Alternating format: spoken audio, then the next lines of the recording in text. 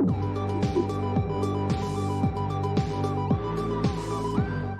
is the Refuge Project. Welcome to the Refuge Project. The Refuge Project is a place that we can have meaningful conversation in a safe place. We are your host. I am Pastor David. We got James in the building today. Hey, what's up? And we got DJ Overcomer. Welcome. Hey, what's up, family? How y'all doing? I'm good. I'm glad and honored to be on this amazingly show that y'all got going on right now. Podcast. I love it. I love it. Yeah, man. We're glad you're here. Yeah, thanks for stopping by. Me and DJ Overcomer go back. Man, when did we first link up?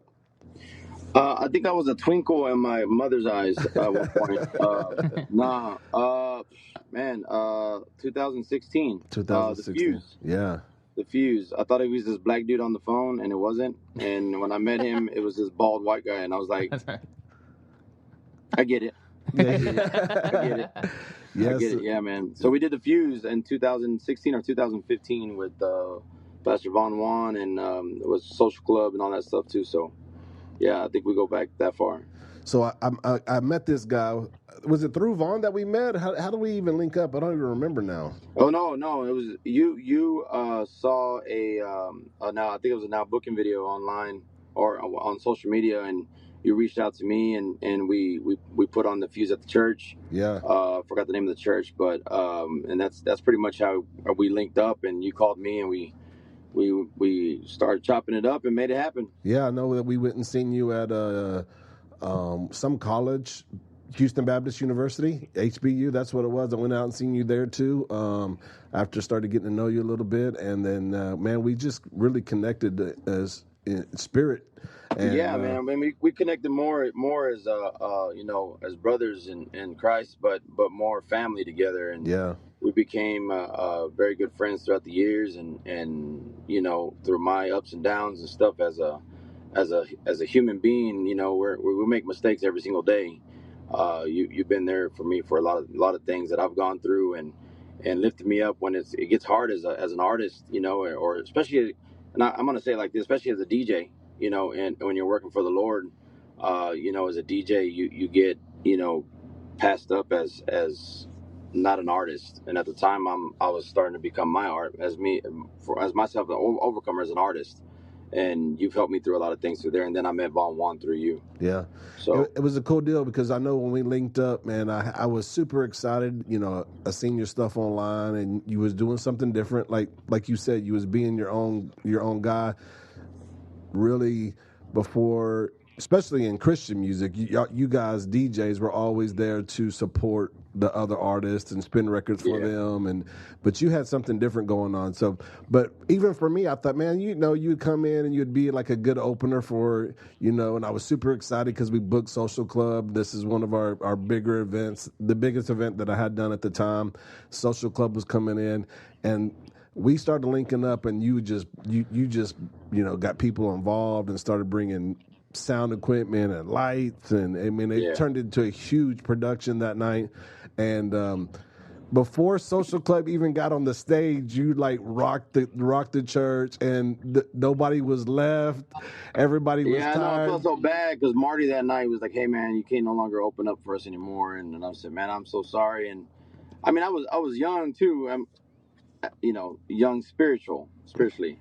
Yeah. And that was that night right there, I realized what my purpose was to do as what I needed to do. At the time I was still working a 9-to-5 job, and that night changed everything, because that night you're one of the few that gave me an opportunity, because like you said, we DJs overlooked because we just kind of just play music for artists that come in through town, or we're a lobby DJ, or they put us in once they have festivals, they'll put us in on the side of the stage where kids are running for Easter eggs and doing all kinds of stuff, or fall festival or whatever. And when I came from the secular world, I was just like, man, I'm gonna be honest, like, Christian music is boring. Yeah. Like, I want to dance, I want to move, and so when I started creating the my craft and learn from the legend DJs out there that are already kind of doing it before, that not were kind of, but they were doing it before me, and learning from them, we were able to create you know, I was able to create who I am in my craft, and came out there. And matter of fact, I got a memory of that, like about a couple months ago, which was insanely crazy. And I never forget. I started at 100 and ended at 1,000%. And when I got off the stage and it was time for Social Club, like half the crowd was gone. Yeah, Like, you wore everybody completely out. gone. You wore them out. I mean, literally, you wore them out, and they had to go sit down through the whole Social Club set. Yeah, and I never forget when Social Club ended. Marty goes, "You'll never open up for us again." And we started, you know, it was all jokes, and I'm like, "Yeah, I still haven't opened up for them, or, you know, whatever." So they didn't want you to open for him because you did too good? He did too good. No, you know, at the time, I was still. He's gonna say nah, but like he killed the show. Like the show was over when he was done. I mean, literally, it was over when it was done, and they came out to maybe.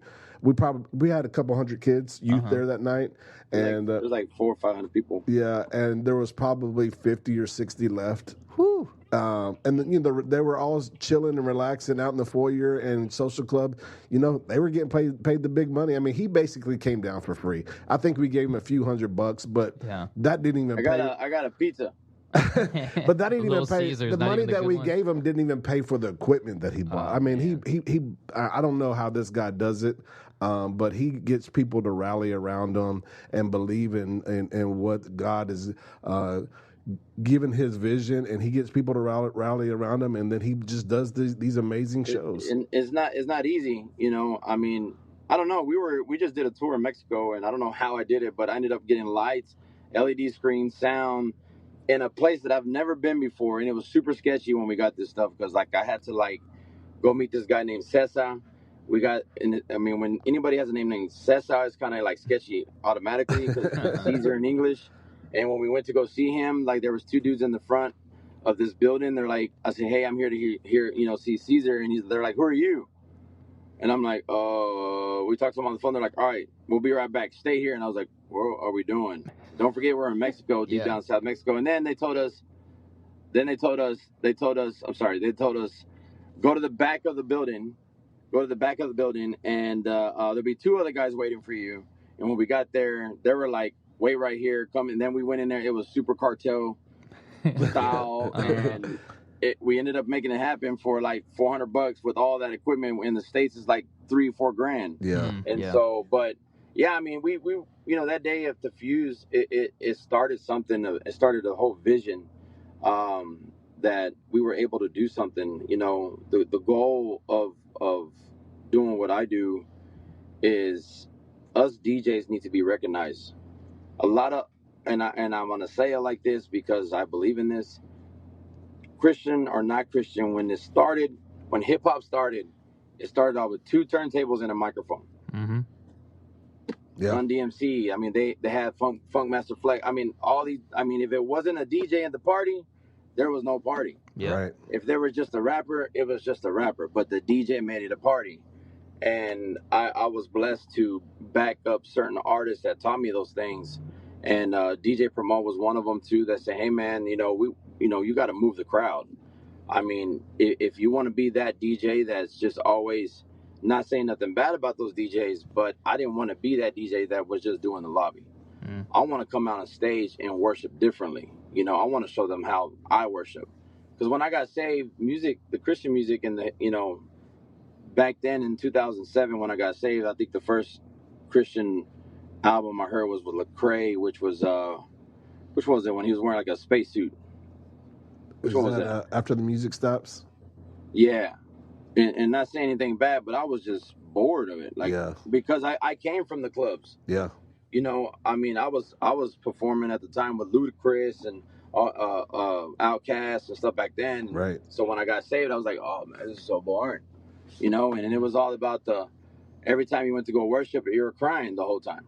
Yeah. And so I wanted to bring something different to the table where these kids, because I got kids, like what's going to help reach my kids, you know, and we designed our stage into my ministry into the show, into performing as a set. And I wanted to, and every single time that I will perform or practicing, even prepare, I prepared like there was 35,000 people there. I never forget that show. I prepared a month. I practiced every day because that was like my first big show. My first break was with Luis on the when Social Club came the first time, and I got an opportunity to open up for them. But it wasn't the same show. Right. And so after that, I said, I'm coming back to Houston. I got to make a statement. I got to put a dent. You know, I gotta make sure that they know that who Overcomer is, because at the time too, as a DJ, my name was DJ Overcomer. I wasn't getting any respect because my name wasn't like DJ Spin or DJ Scratch a Lot, DJ Scribble. I mean, it wasn't no DJ name, you know. And if you knew all my DJ names back then, I mean, they were crazy. But because I did radio for a lot of years, I actually went to school for broadcasting and communication too as well, and I did radio. But Overcomer, they were looking at me different, like, who is this dude? Like, and now that you look at it, there's especially in Houston, there's overflow, overdose, which he probably needs to change his name. I mean, there's so many. I met a guy in Nashville. His name was Overdue, and I'm like, you're due now to get saved, you know. And so there's so many over names. So it's not about the name of the brand of the DJ. It's about what you stand for and who you are. Yeah. And so I stand behind my name completely because I've been through so much stuff that I had to overcome. Yeah. And so that night, when Social Club saw me the first time, the second time, I gave it everything I got, and we just went ham. Yeah. But throughout the years, I've learned that you got to bring it down just a little bit for the artists behind you, because they're the ones that are the ones that's supposed to rock it after you. Yeah. To a certain extent, though, only to a certain extent, I'll bring it down just a little bit, but we end it right. So if you had to explain your style for DJs that other people would know, to kind of give you some understanding of what kind of show that you put on, what would it be? Well, get it right.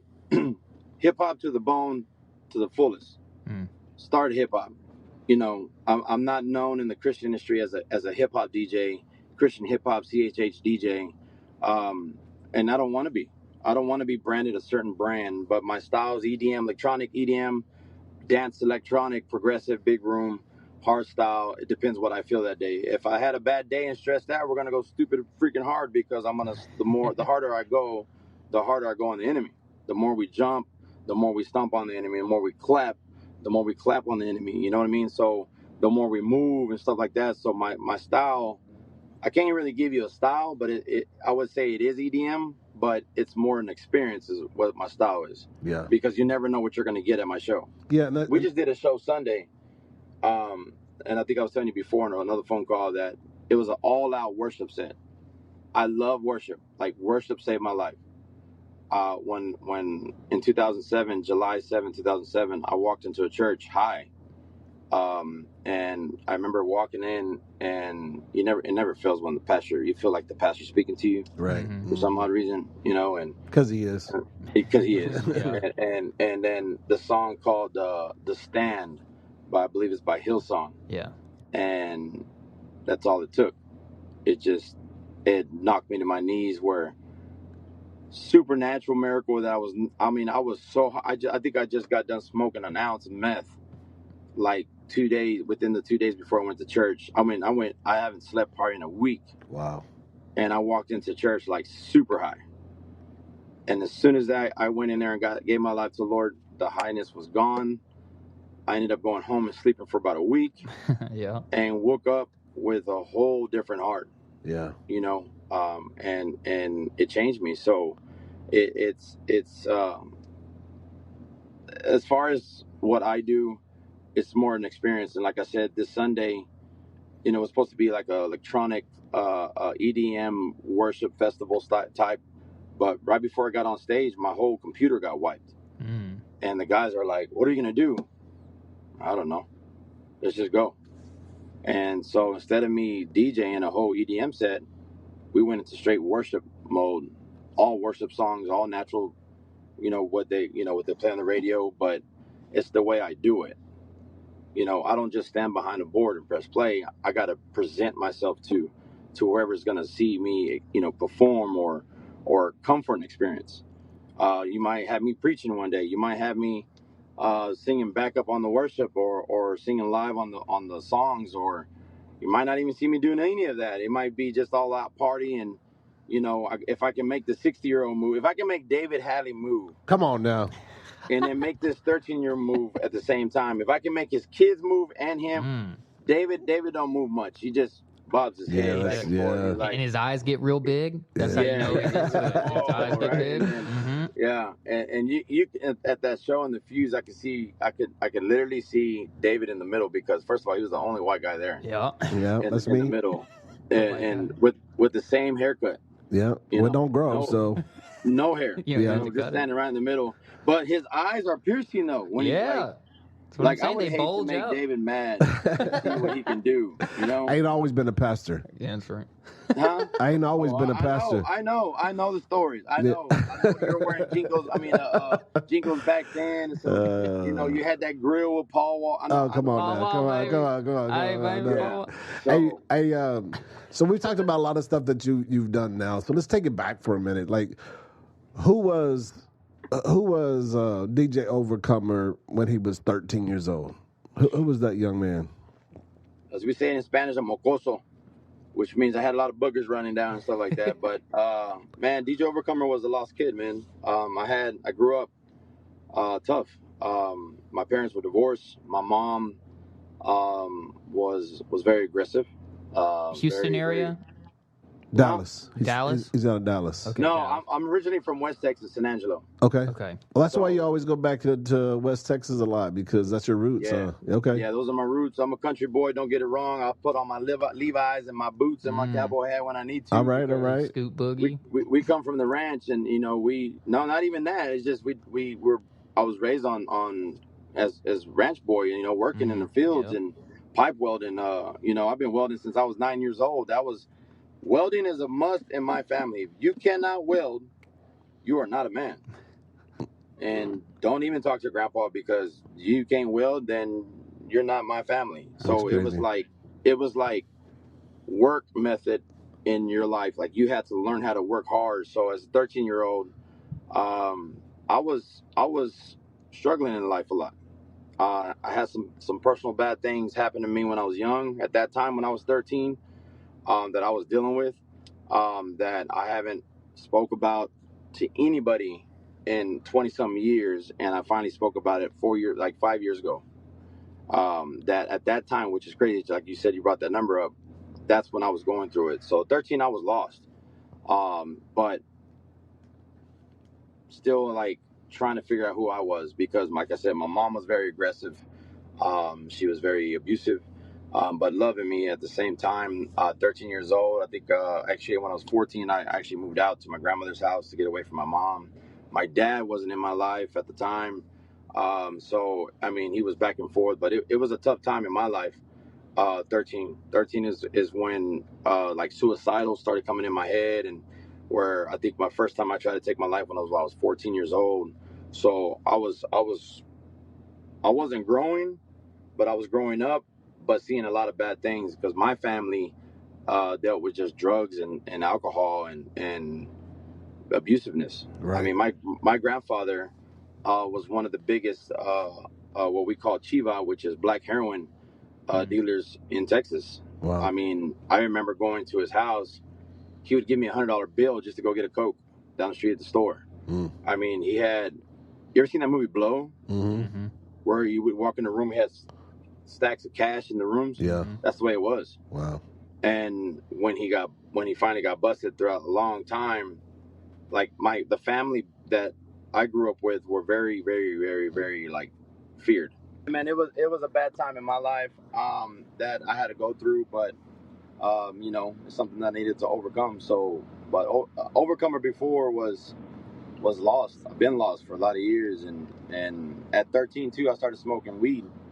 And that's when my drug habits started happening. Yeah. So 13, I always ask 13 because it's a critical stage in life. Like, you're not really a kid no more, but you're not really a teenager. I think I found a hair on my chest at that 13. I think it was one hair, and I was like, yes. Wow. Yes. You're a real man. That's right, man. Yeah. I was like, I'm leaving it. I am leaving it. Wow. Build a fence around it. I had a few on my upper lip at that time. Yeah. I wouldn't wish shave I it had for a the beard like longest. yours, Rocky. I Oh, man. can't. And you can't tell a 13-year-old nothing either, though. No. They already know the world. Man, I got a 12-year-old girl right now, and she, first of all, these kids nowadays, these cornbread fed They ain't built the same. Mohammeds they look like they're freaking 30 years old with a full beard at 14 years old. And I'm like, dude. Yeah, it ain't the same. It's McDonald's fault. Your 12-year-old girl has a full beard? Is that what you're saying? No. My 12-year-old looks like she's 17 though, man. She's 17 and my 12-year-old's like about 5'9" already and tall, and I'm just like, she's already taller than you. Yeah, I think that's taller than me. Last night, all I said is like, hey, you washing dishes? A whole 30 minutes of just random stuff that made no sense. Yeah. But she was right.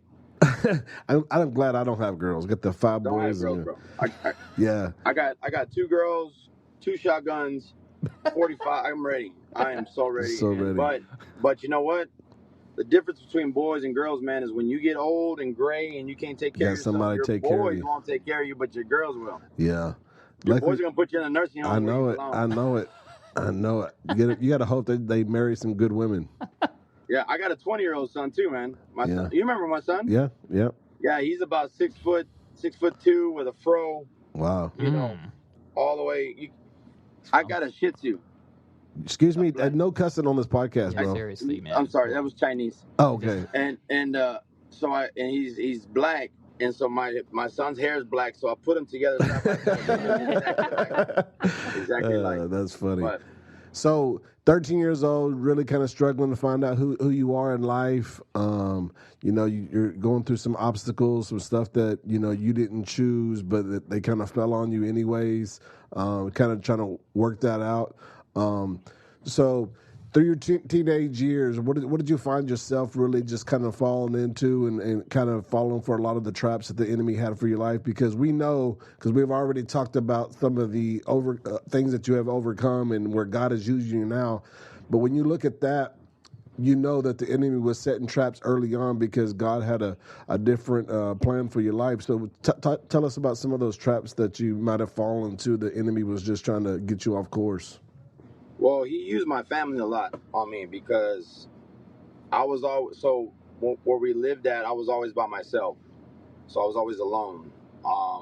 And so I would always try to be like my older cousins, but my older cousins were always in gangs and stuff like that. So I wanted to be like them and be cool.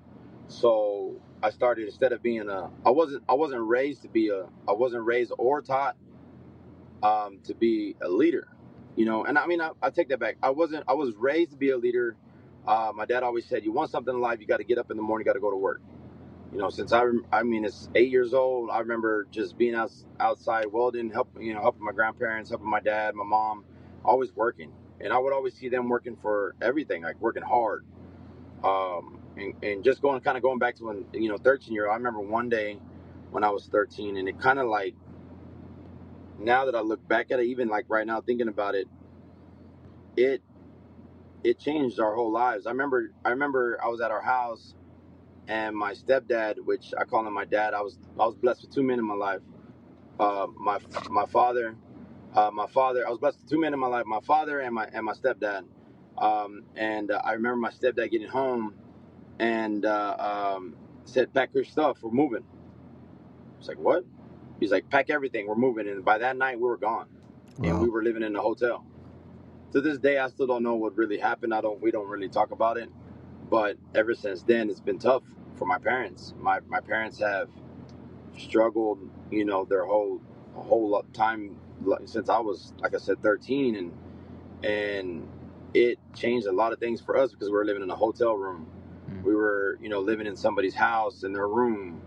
My mom got even more abusive and aggressive, where it was just getting hit every day was just a part of life.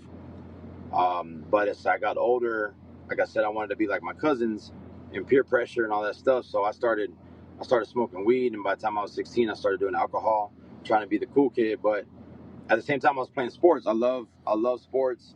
But unfortunately, I played football and I got hurt, so I was only able to choose one sport, so I chose basketball. So ninth grade, I played for a 5A school, made varsity.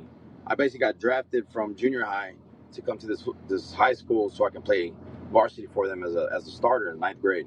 Wow. I wasn't tall. I was quick and short, but I could jump. I could touch the middle of the backboard, like Spud Webb, and Spud McKenzie and all them stuff. So, and Muggsy Bogues. So, like that. Matter of fact, those were like my two favorite basketball players because they were small but they were quick. And so, but at the same time, it was just basketball, and then alcohol, and then by the time I was kind of going through it, I was trying different drugs like cocaine and stuff like that because I was dealing with so much pain. The drugs was taking that, trying to coat the pain.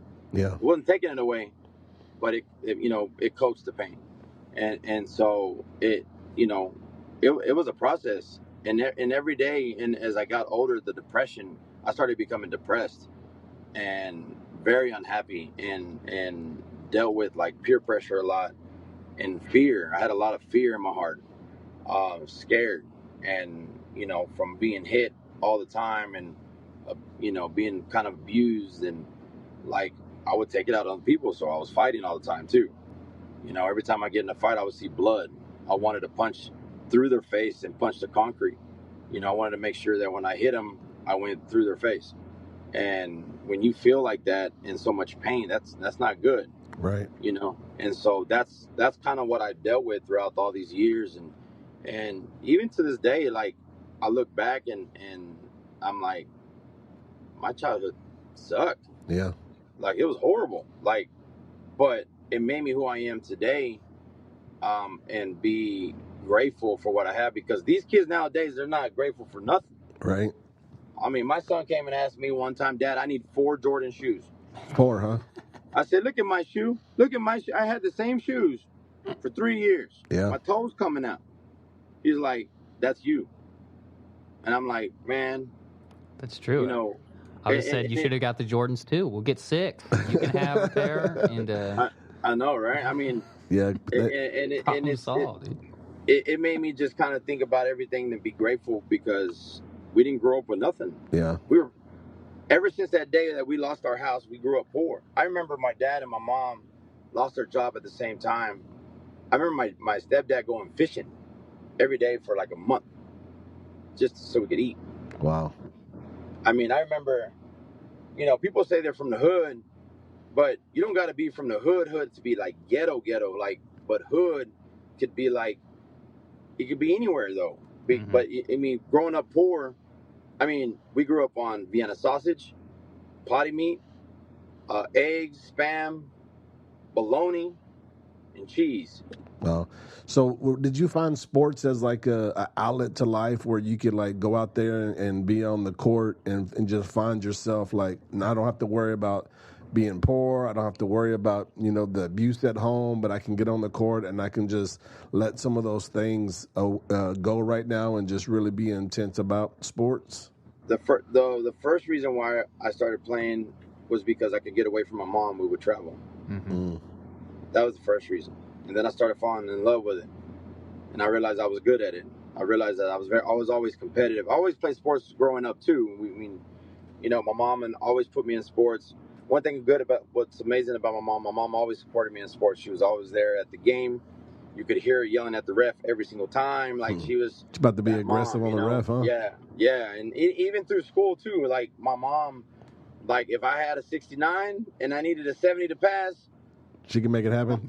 Mom, I need you over here, right? I would get in trouble when that would happen. Like, I mean, but I'll be playing the next game too, and not saying, like my mom wasn't like a bad person, but she was amazing when I needed her there. But the sports it became life for me. Yeah. Basketball was everything for me, because I wanted to be the first Hispanic guy in NBA. Like I said, I'm gonna make it. I mean, when I played basketball, I mean, I went to the University of Texas to play basketball. You never look, just because you see the look, don't judge a book by its cover until you read what's going on. And I mean, I even played with N1. I played on the McDonald's team as well. I got a scholarship to the University of Texas to play, and but it all got I ended up getting tendonitis in my ankles, and I couldn't take the steroid shot anymore that they wanted to give me every day, so I lost my scholarship. And so when I lost my scholarship, well, what better way to code it was with drugs. More drugs. Drugs. When did you find yourself falling in love with music? Man, so in 9th grade, I met a guy named Carlos Trevino, and this dude was different from everybody else. Everybody was sticking to coming from a country place to your basic style, jeans, shoes, shirt, country, that's just it. This dude, I never forget him, he walked down the hallway in some Jinkos, right? Baggy Jinkos, and I'm like, what the heck are those? Introduced myself to him, hung out with him for a little bit. He even showed up, I never forget, he was one of the first ones to show up with an import car with some rims, lowered, exhaust, right, sound, I mean, all of that. And then he started doing graffiti. And I was like, what the heck, this dude's cool. And he started breakdancing. So I was like, man, I want to be like this dude. So he invited me to his house one time, and he said, hey, man, come over, come check it out. So I walked into his room, and there was a set of turntables. Technique, 1,200 turntables. I remember on the wall, those. it was a bunch of graffiti, right? It was a small house, I'll never forget it. And he was like, I was just staring at him. He was like, you want to get on? I said, get on what? He's like, you want to play with them? I was like, yeah. So he put on a record of vinyl, his actual vinyl, and I fell in love. And now today, that guy, Carlos, is DJ Promote. Oh, wow. Which backs up Lecrae, Yeah. He's an international DJ that travels all around the world with Lecrae, and he's a veteran legend that took the heat before I got on, to do something different, and he's another reason why I became a Christian DJ. Wow. And so I didn't know that.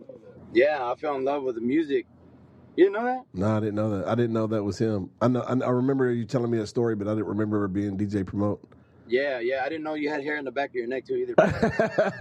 But yeah, man, and it's because of him. Like, I fell in love with it, and I never turned away from DJing. I remember that night I went home, which these youngsters don't really know what a tape player looks like.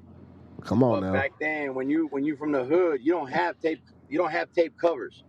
We didn't have tape cover. We just put the cassette tape in there, right? Yeah. And then it would mess up, and then we would wind it back in there. Uh-huh. But mine had 2 decks, so I would try to beat match with each deck. Wow. I would record the songs, and then I would just keep going. And I remember this is gonna suck. If you ever call me this. Let's hear it. Come on. This is a safe place to have conversation. Yeah. I remember I said, man, my DJ name is DJ Rewind. Hey. Rewind. Yeah, and then I would put my finger there and slow it down. Because chop and screw was kind of like, that's when DJ Screw was doing his thing too. So I was able to chop it up. I mean, screw it up. But I remember that, man, and I remember getting one of my first set of turntables that you had to put CDs in it, and see, like, these DJs now, like, they don't know. Well, at that time it wasn't CDs. I actually bought some Techniques and bought vinyls. So I started out with vinyls. But when it started becoming about, the virtual stuff on the computer and the laptop, I didn't have the money, so we went to vinyl, to CDs. But I never forget, a lot of these young DJs don't know what it's like to have a book super thick, full of CDs that have, 6 different slots. But on those CDs, my wife trips out today too. She goes, on your CDs, it never had the list of the names of the songs, right? I'm like, no, it just had a name on it. She goes, and you remembered every single song on that CD? I'm like, yep. Wow. That's how we did it back then. Do you do digital stuff now, or do you still use? Well, everything's digital. Your software, I use Tractor and Serato. Fixing to switch it up this week because my DJ equipment just broke on Sunday night. And so now I got to upgrade to a new style, which are CDJs, which is no laptop, it's all USB. And so it's a different style technique of DJing, because there's a lot of people don't know this. There are different styles of DJs. Yeah.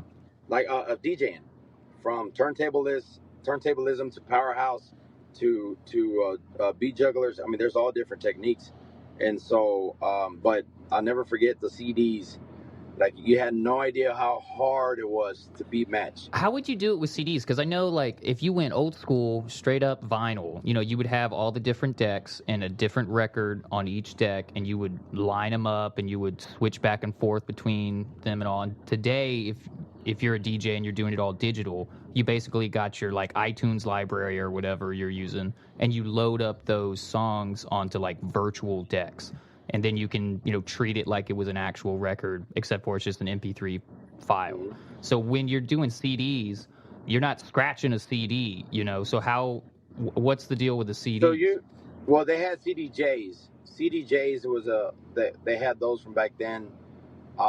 It's basically the same way, but you couldn't really do much with it. So all you could do is pitch bend. Mm-hmm. So you would try to pick the closest you can to the beat, and then you could just mess with the pitch bend. Yeah. And basically, I mean, you had to be very creative to know. So I would play one song, right? And then I'll put the next song in. I would have to fast forward it. Yeah. And listen on my headphones and find the spot where I want to start it so I can beat match it and then be creative and then try to go back and forth. I mean, it was a lot of work, but and they didn't pay us nothing back then. Yeah.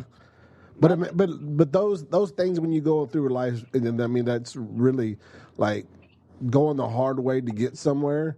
That teaches you a lot, right? Because if it would have been easy for you, like you wouldn't have learned the things that you know now, the techniques and different things that you know now. So we think like sometimes that in life that we have to go the hard way around, or we have to go, you know, over the mountain instead of around the mountain, that we don't learn things that make us who we are. And to looking at, you know, your style now, a lot of those techniques that you might not even remember you using then were critical to get you where you are now. Yeah, I mean, and that's a good way to put it, because so I'm starting out when I started, because people always ask me, how many years have you been DJing? And I tell them all the time, 25 years. Wow. They're like, what? I'm like, yeah, I started out with vinyl.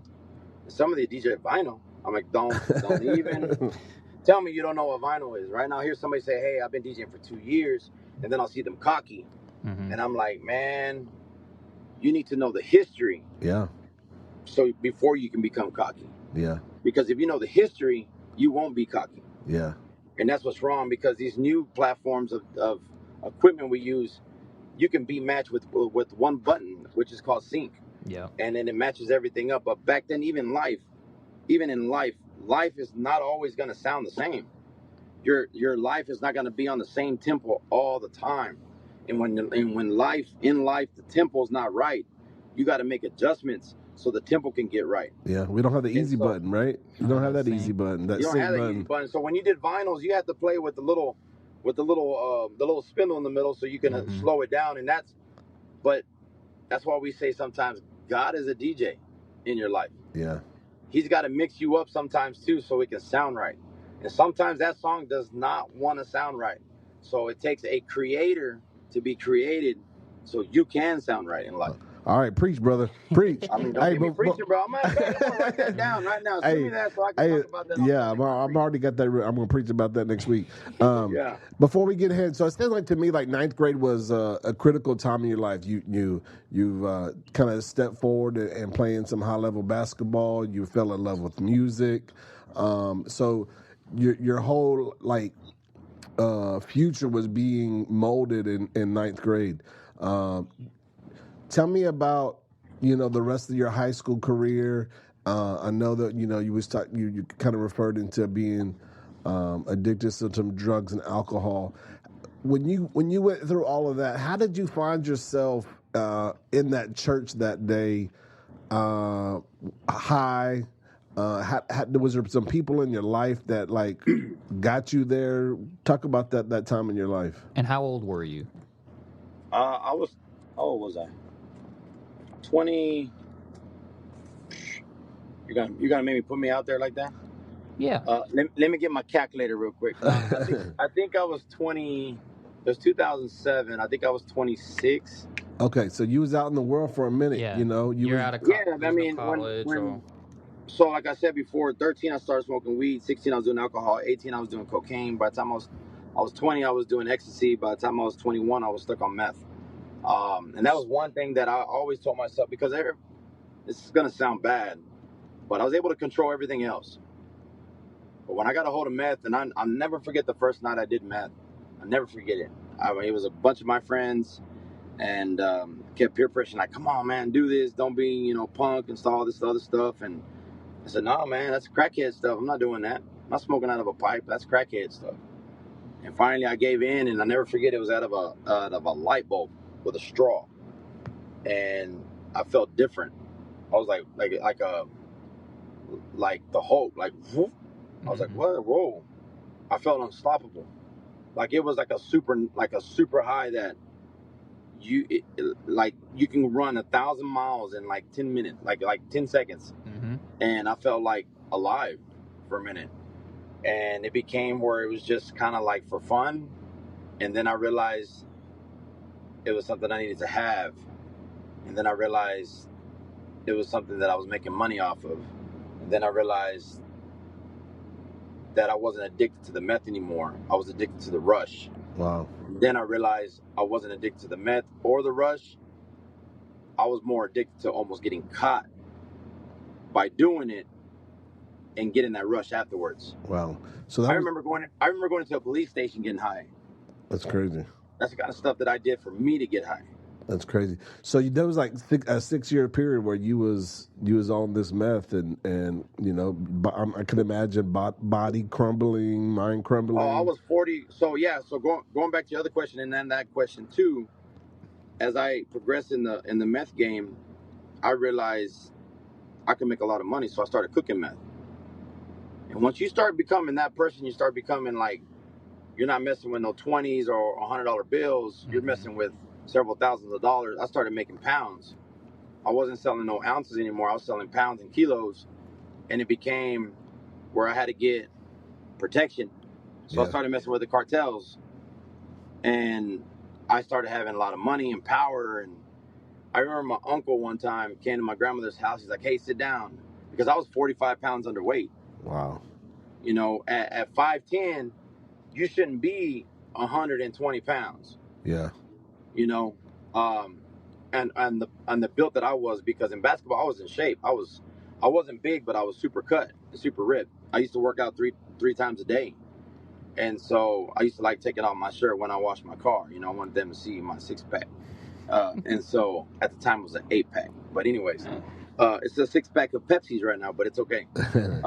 But it became, like I said, my uncle came and sat down with me, and he was like, do you know God? I said, yeah, I know who God is.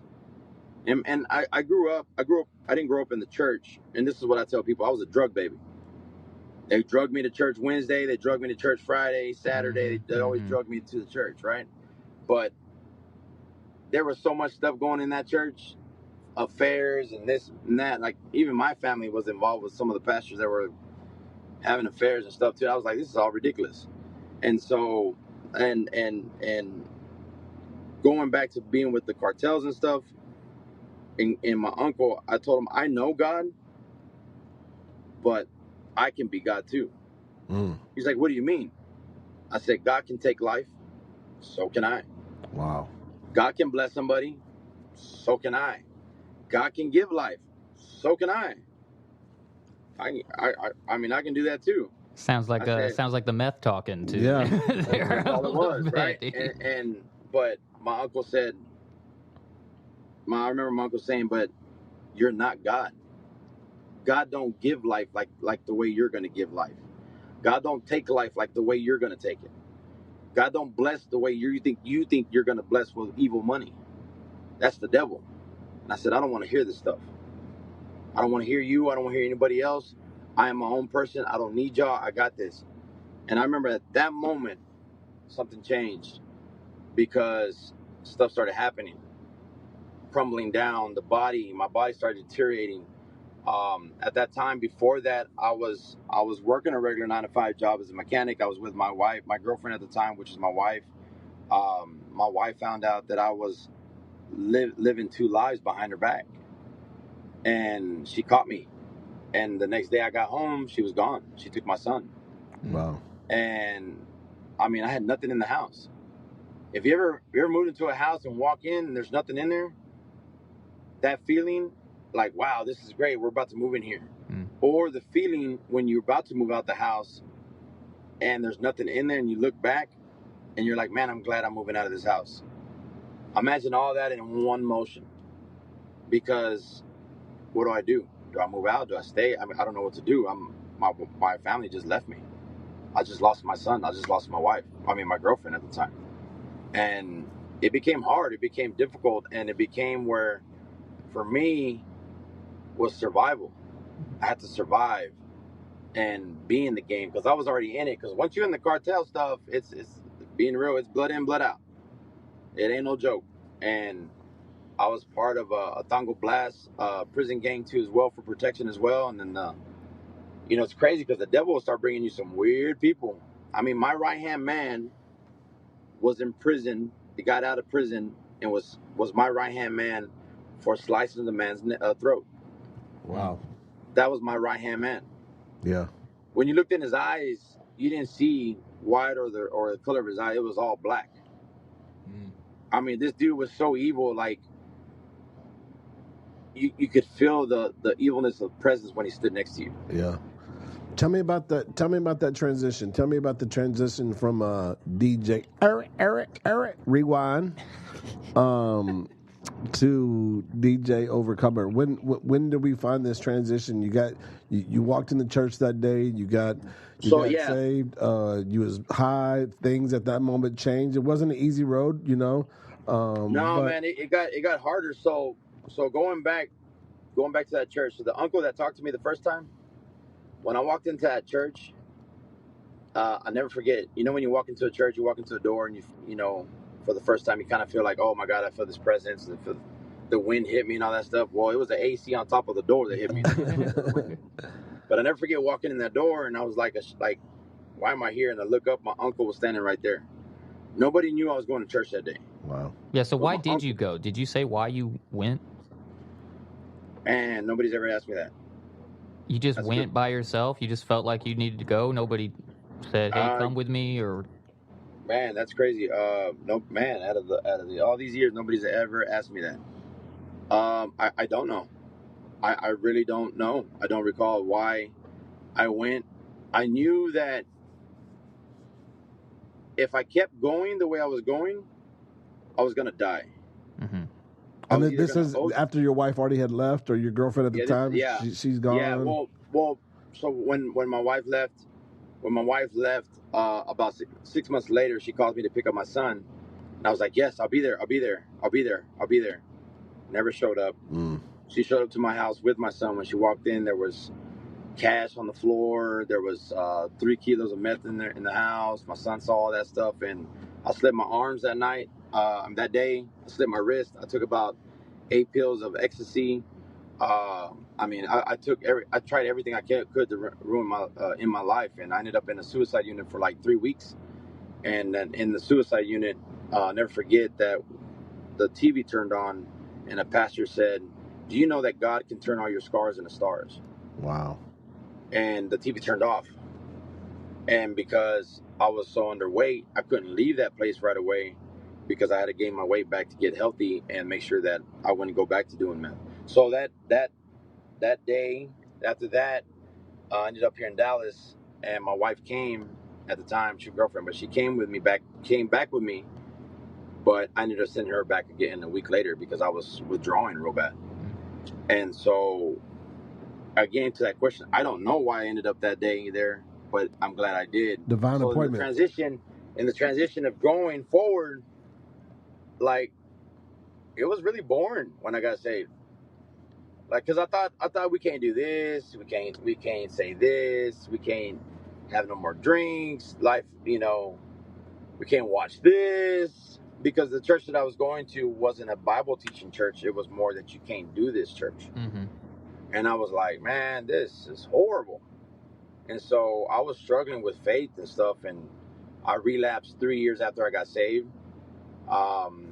2 years after I got saved. In the third year, the youth pastor there at the time, I just said it real quick. I said, yeah, man, I used to DJ. He goes, what? I said, I used to DJ. And don't get me wrong, man, there was a time for about maybe 6 years I didn't DJ. And you can always tell a DJ from everybody else.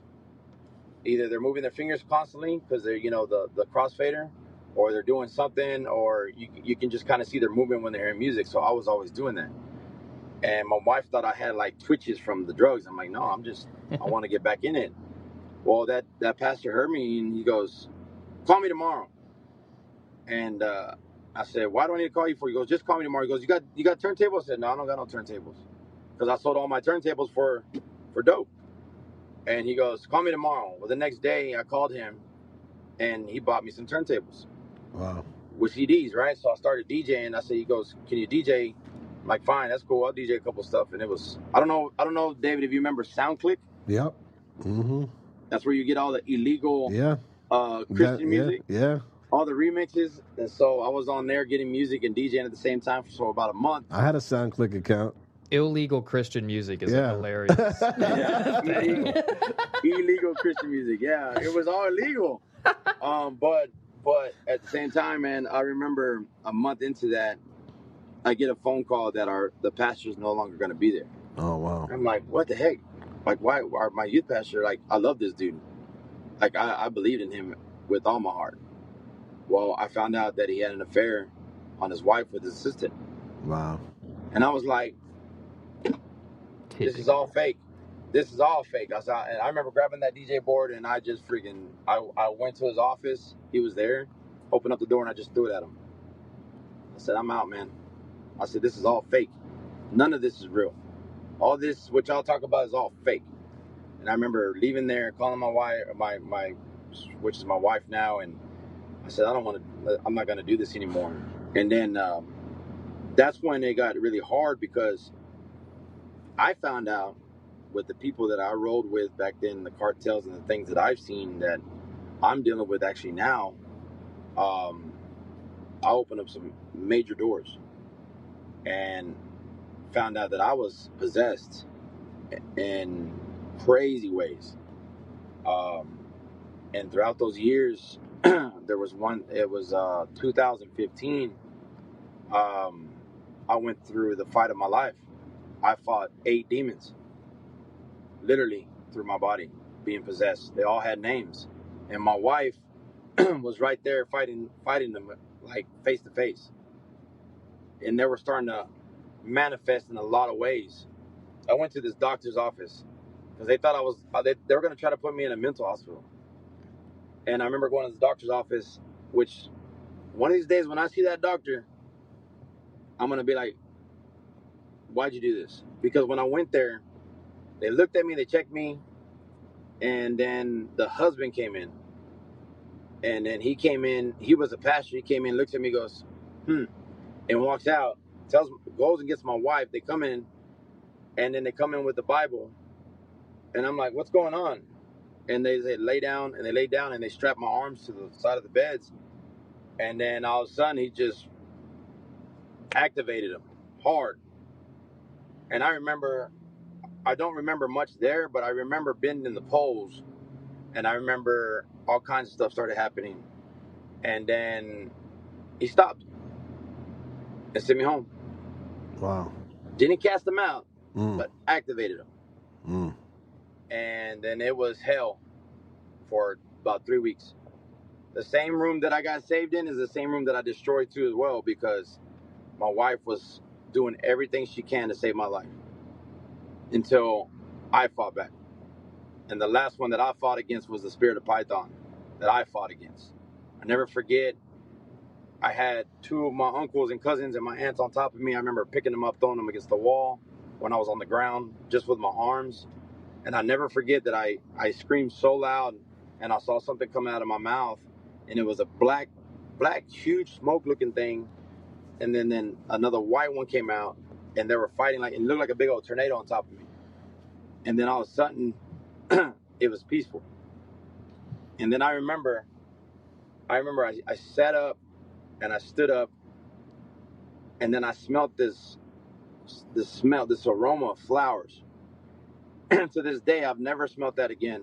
And I had twice, but the first time it was so strong that it burnt like the inside of my nose.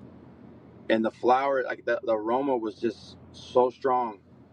And I remember silence and hearing a voice that I've never heard before, that I've never ever, I mean, it was so peaceful that I dropped to my knees, and the words were, "You're an overcomer of all.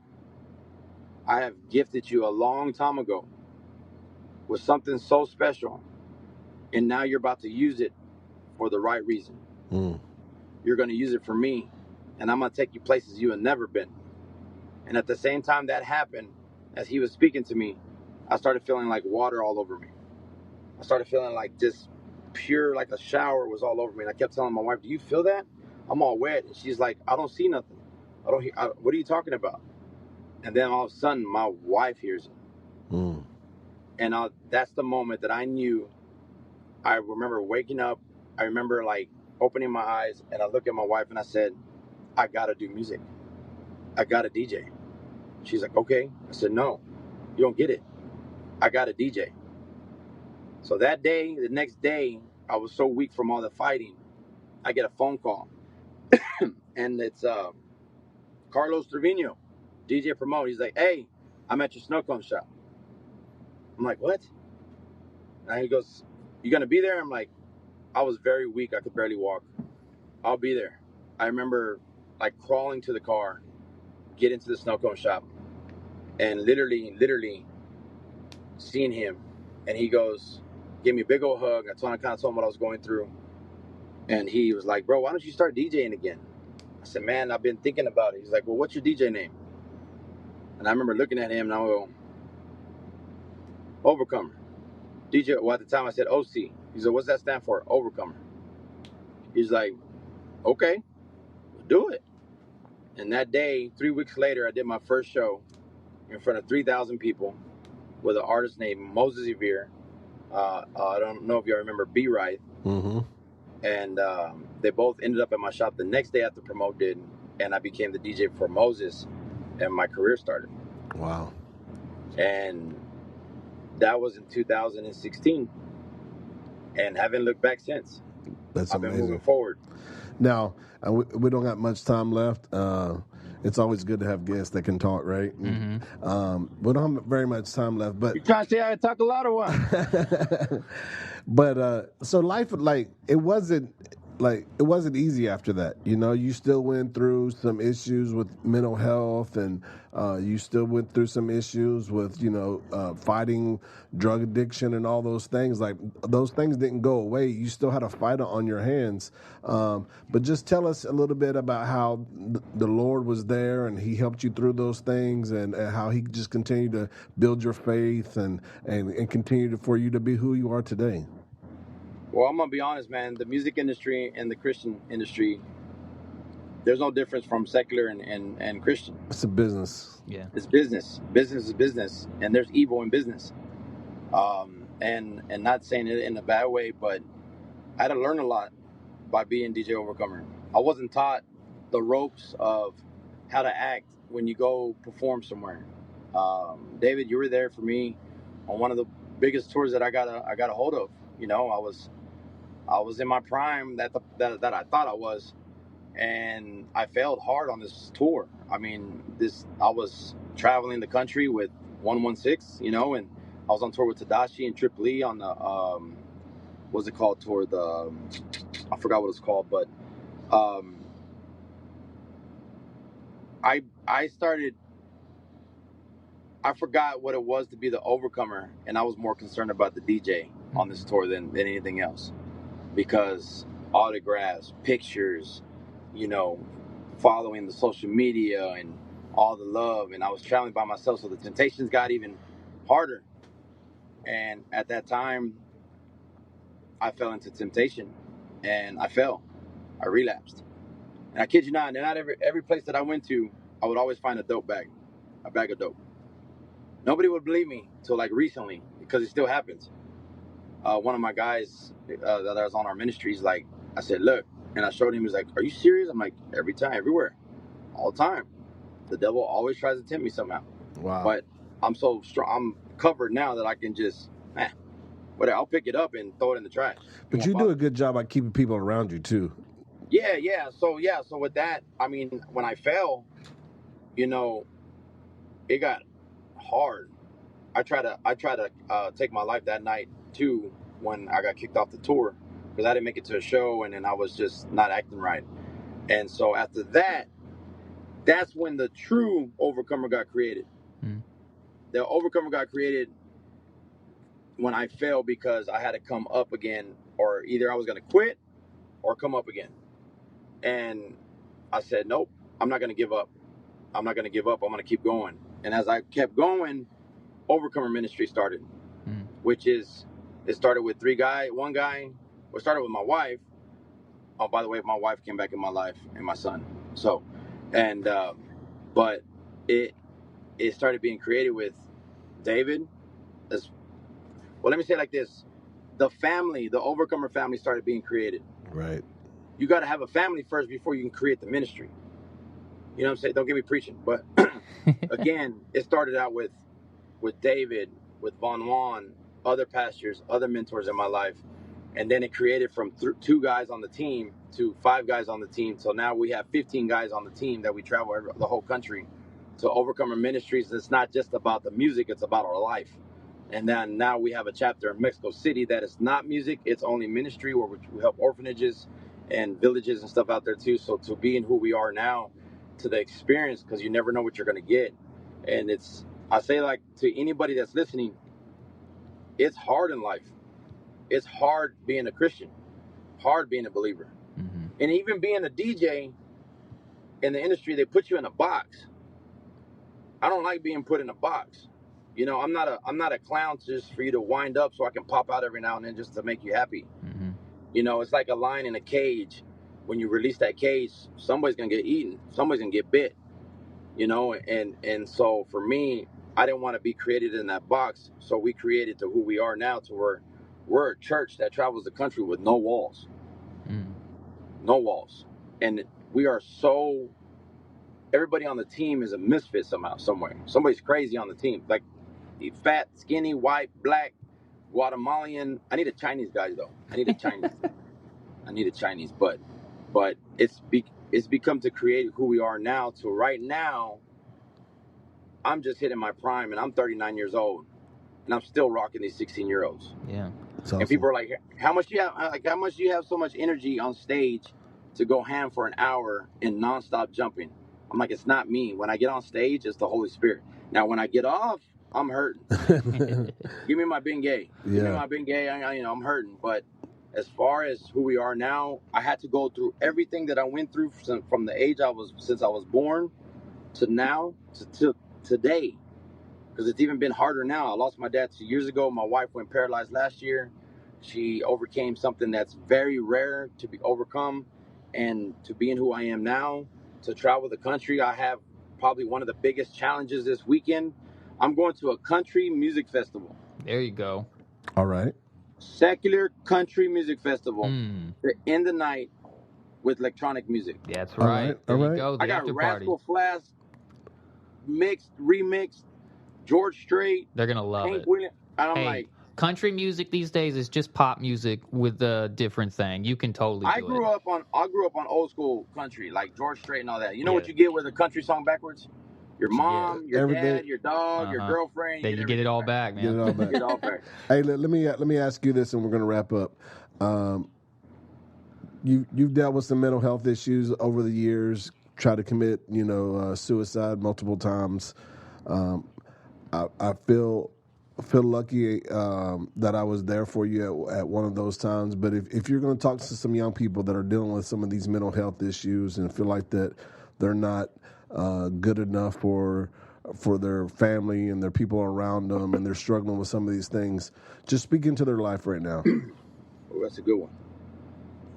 Okay, God give me the right words to say to them. If there's, first of all, let me say it like this. If there's 1 million people or 10 people listening, let me just reach one of them. Don't give up. Life is better on the other side. Speak about your issues to somebody. There's somebody that will listen to you. Because there's been times that I didn't talk about what's happened to me in my past, but there was always that one person that just listened to me. Surround yourself around good people. If you want to know your future, look at the people around you.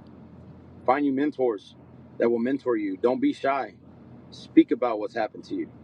Because what's happened to me is something that it took me 20-something years that almost destroyed my life.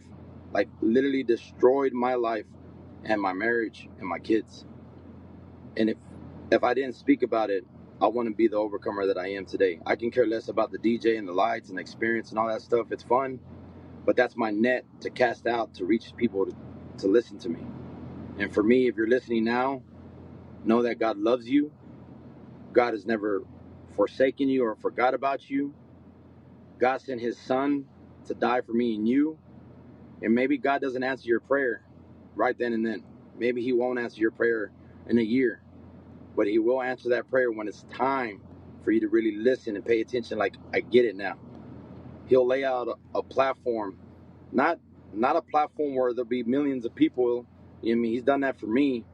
But he'll lay out a platform for this moment right now that I'm sitting with two brothers and listening to me to say, hey, God loves you. And there's nothing that God will give you that you cannot handle. And if you're listening right now, and if you're thinking that you have an addiction, because it can come back in your life. When my wife went down, I got an addiction that I couldn't beat. And the addiction was survival mode for my family.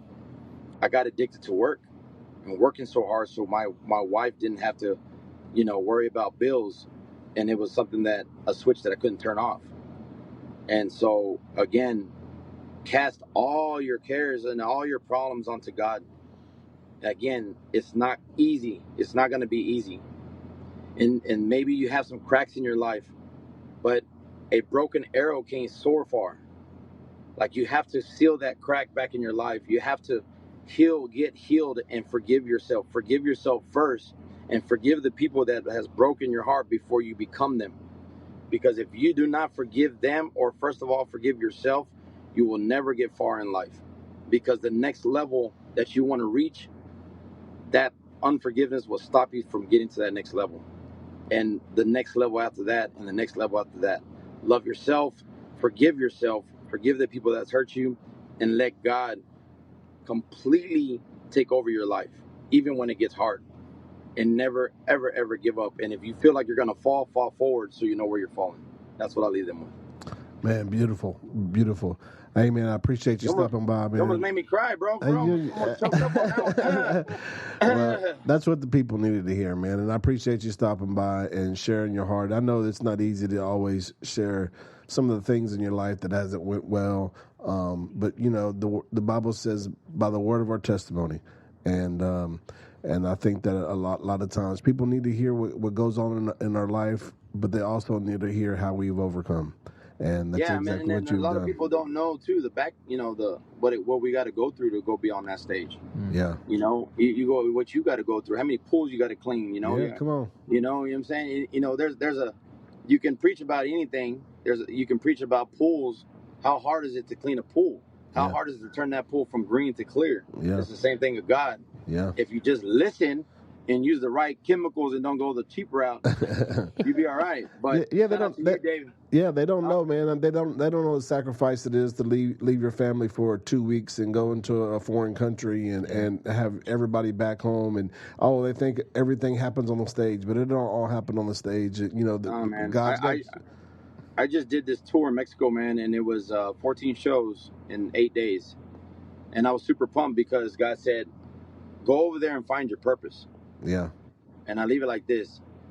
I was like, all right, well, David, when I started, it was like 2 speakers in a park with some kids when I started, being a Christian DJ or a DJ overcomer.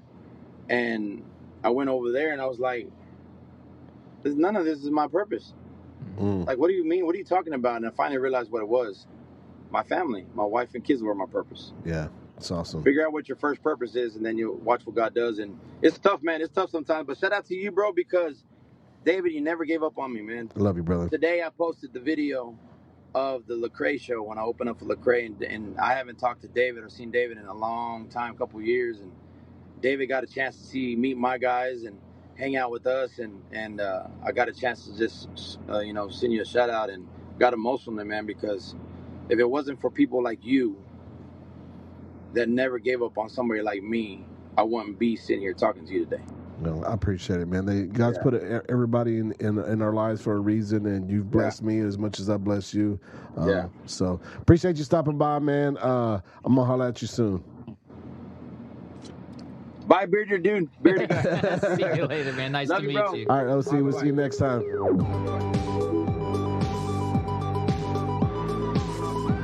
This is the Refuge Project.